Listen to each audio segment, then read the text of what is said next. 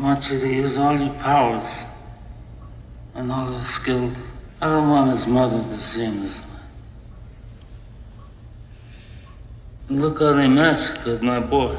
Yeah, this was a great decision. By the way, it's gonna be a long episode. Hi people and hello my Chili Con Carne's crew, it's Chili here for a 5-minute reviews on Roger Waters' newest solo album, Dark Side of the Moon Redux. Dark Side of the Moon is a wild ride. The concept was layered like an onion and full of wild ambition, but the record is regarded as one of the finest albums ever released to date, and if you stacked all of the copies ever sold, it would reach not only to the dark side of the moon, but all the way to Jupiter's orbit. Probably. The idea that one of the original members would revisit this works 50 years after with the reflection of time on their mind seems an interesting concept on paper. But you know what else was an interesting concept on paper? That's right, Dark Side of the Moon is glowing red. Red with communism. And this is Roger Waters' manifesto.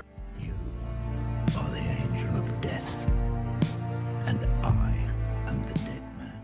When Roger Waters kicked off his 80th year circling the sun, I bet he was curious how he could f*** it up for everyone. So he turned to his random roulette of activities to see what he could do. And oh, what's it gonna land on? Ah man, well that's a shame, but it looks like David Draymond is going to save some oxygen this year. If last year you had told me that a former Pink Floyd member would do such a thing, I would have laughed at you in a madcap tone. After all, such an idea would have been rather preposterous. How can you attempt to transcend perfection? Well, when you are a rather boisterous 80-year-old rock icon, you can do whatever the f*** you want to your legacy, because who cares, as long as you get the last word in. Or at least that's how I imagine the thought process was when Roger approved of this. Let's start with what it got right. And I'm just looking over the list of things that were good on the album and sorry, they're blank. No, I'm kidding, it wasn't all horrible. In fact, I appreciate the songs Us and Them, Time and Eclipse, but that's mostly because they were kept mostly unmolested by the additional tirades.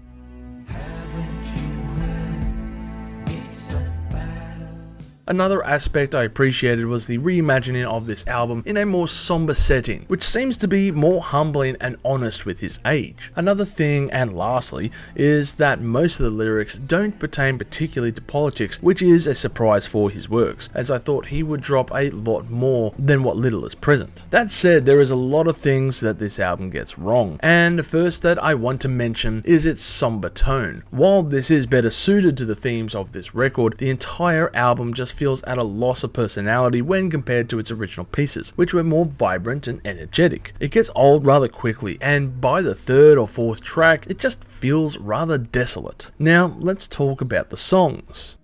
The train is late or it doesn't stop. The first to mention is On the Run, which was a psychedelic and chaotic piece that leads into time and only has 2 lines throughout the song's entire runtime. But on Roger Waters' version, we are left alone with his drivel for 4 whole minutes as he recites enough poetic stanzas to make Homer's Odyssey look like an IKEA pamphlet. What was 2 lines is now 64 lines of white noise. Great. Just what we needed.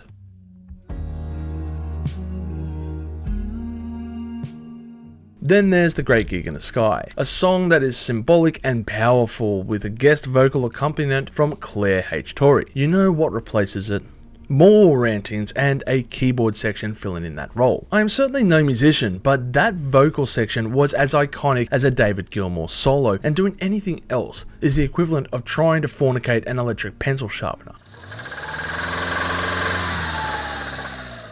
As if the mental gymnastics weren't enough, next up is Money, which is one of Pink Floyd's most iconic songs put to record. It's one of the few Pink Floyd songs that is carried by Roger Waters with his bass line, and it's also a dig at corporation and capitalism, so surely Roger can't f*** this song up, as long as he approaches this with tact and guile.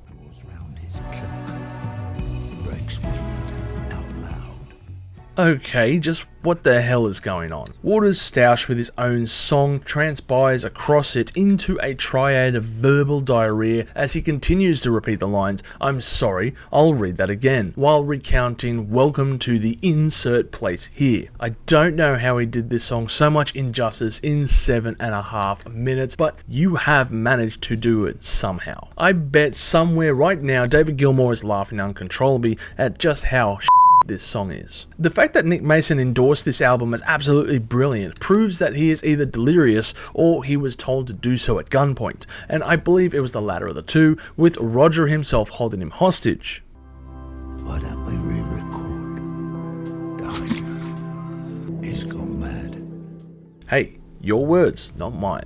But I think everyone was thinking by this point what you are saying. Of course, it's ironic that you make this statement on the song Brain Damage, as if he has made a statement of self-realization right here of what not to do with past material. At this point, you have to wonder if Waters has opened the floodgates to other musicians to dig up their past. After all, would you want to hear Robert Plant re-record Led Zeppelin 4 without his band?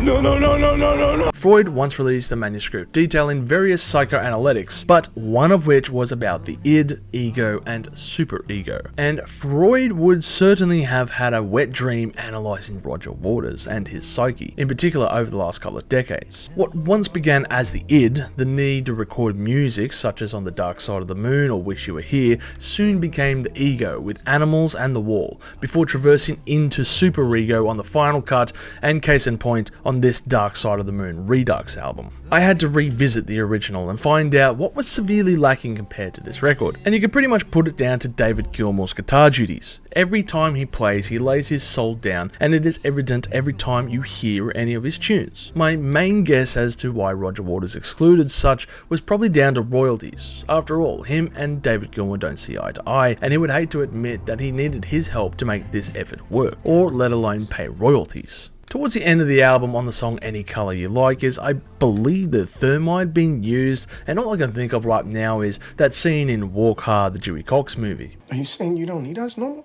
Not unless you can open your mind and learn to play the fucking theremin. Fuck you, Dave! Why is this instrument on here? For what reason? Use a goddamn real guitar. And why the hell is Roger Waters simply reciting colours from the palette scheme before landing on rainbow? Red.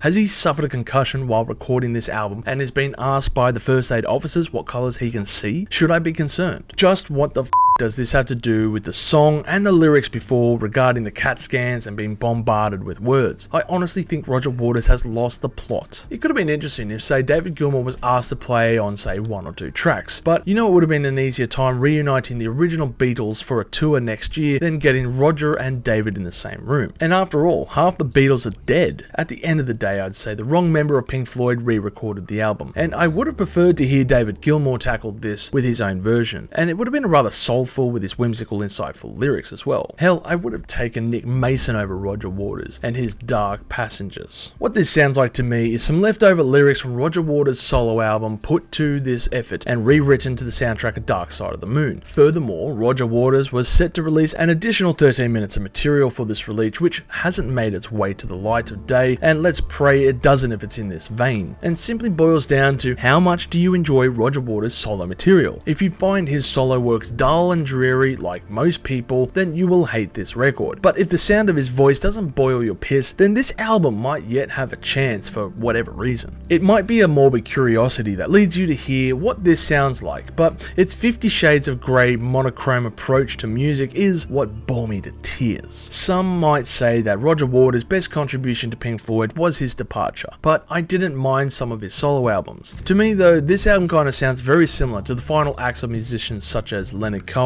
on You Want It Darker or David Bowie's Black Star, and while I hope this won't be the case, I think his new tone would be better suited to another effort, preferably a standalone original one far away from anything Pink Floyd has done, because I swear if you try this with Wish You Were Here and that one's 50th, I will your up on that review, mark my words. Overall, I will give this album a score of 1 million chilies on the spicy scale, with my favourite tracks being Breathe, Us and Them, and Time. Roger Waters, you are free to dissect and disseminate your greatest greatest triumphs as you wish, but I am free to tell you that I think this album fucking sucks, and you should have all physical copies of the album shipped to the dark side of the moon at your expense in order to avoid it falling into the hands of people. Daddy, chill.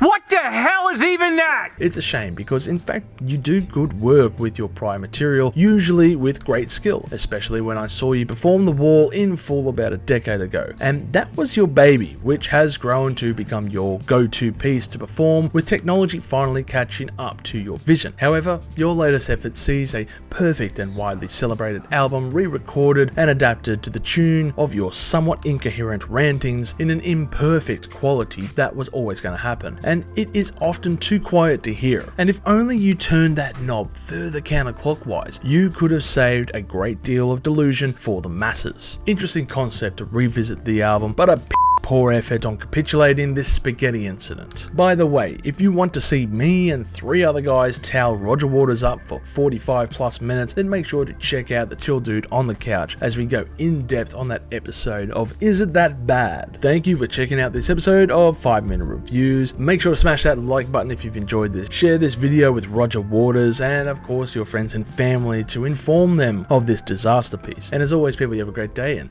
stay spicy. I was hiding under your porch because I love you. Can I stay? No.